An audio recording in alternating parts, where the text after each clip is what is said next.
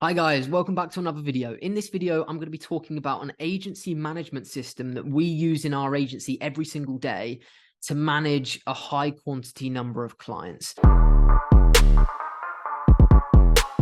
I'm going to be talking through the system that Tom and I use in our agency every single day to manage the amount of clients that we do. So as your agency grows well past $10,000 a month, and you can use this system even when you've got 2 or 3 clients, it's very important that you stay on top of the tasks that need to be done for each client, but also managing the satisfaction ratings of each of the clients that you have. So as you grow your agency and you're going to be managing 10, 15, 20 clients at once, and that might sound quite scary if you're just a beginner agency and you can't even deal with 2 clients at once.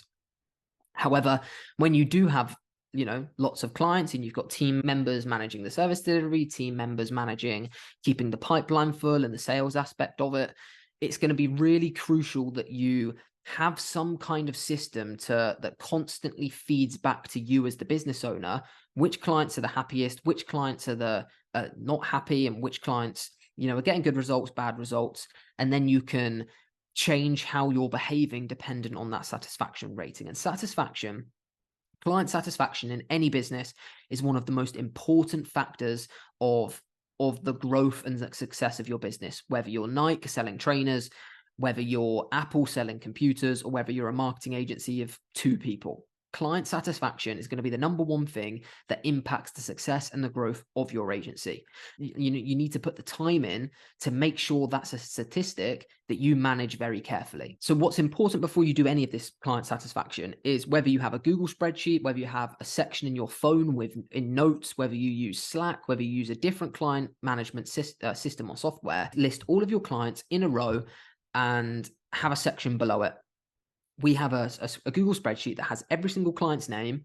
It has tasks that need to be done to each of those clients. So if we need to get a new ad campaign up, we need to get a new funnel done, we need to set up a go high level sequence, it will be added to tasks to do under that client. Our whole team has access to it, so everyone can see what jobs need to be doing. If loads of jobs are stacking up on one client, then that gets the most attention, and that's just how we manage it. But what also gets updated after every single client meeting is the satisfaction rating of that client.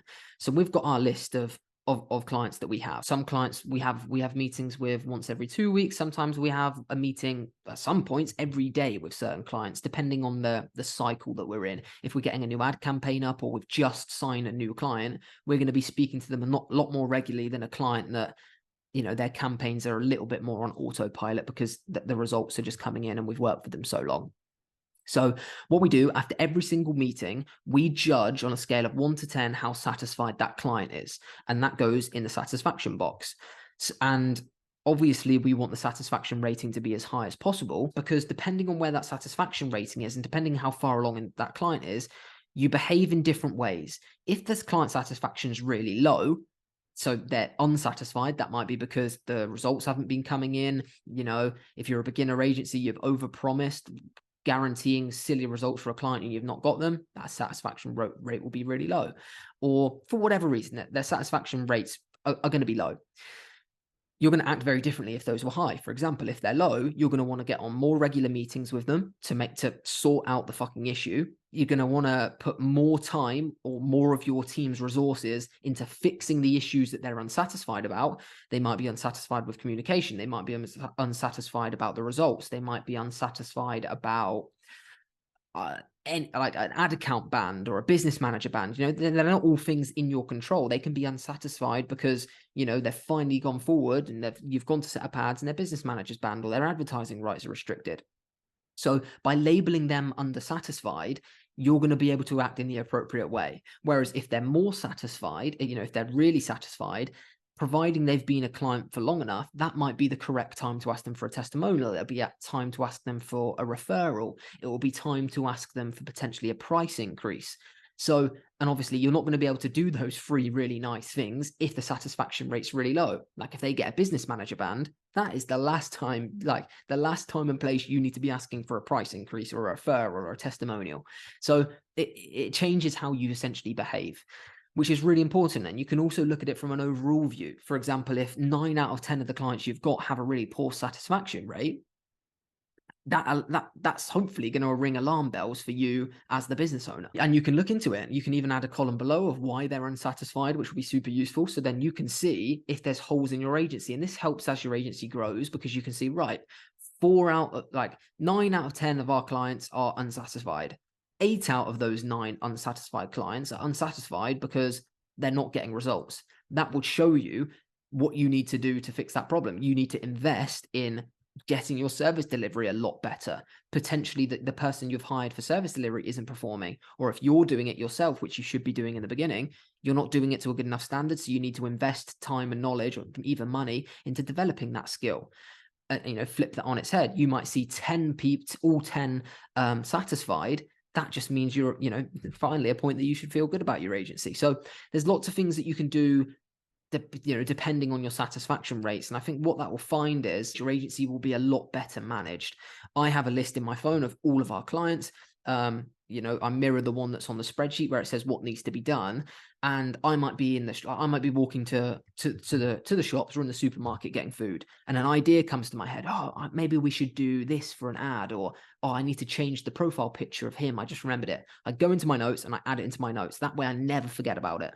That way, tomorrow morning when I log on and look at my list, I use that as a to-do list. And I always think to myself, shit, if I didn't write that down, I would have completely forgot about that. Or if I get an email from a client that says, Harry, can you send over the ad creative that you've just got up so I can send it to da-da-da-da.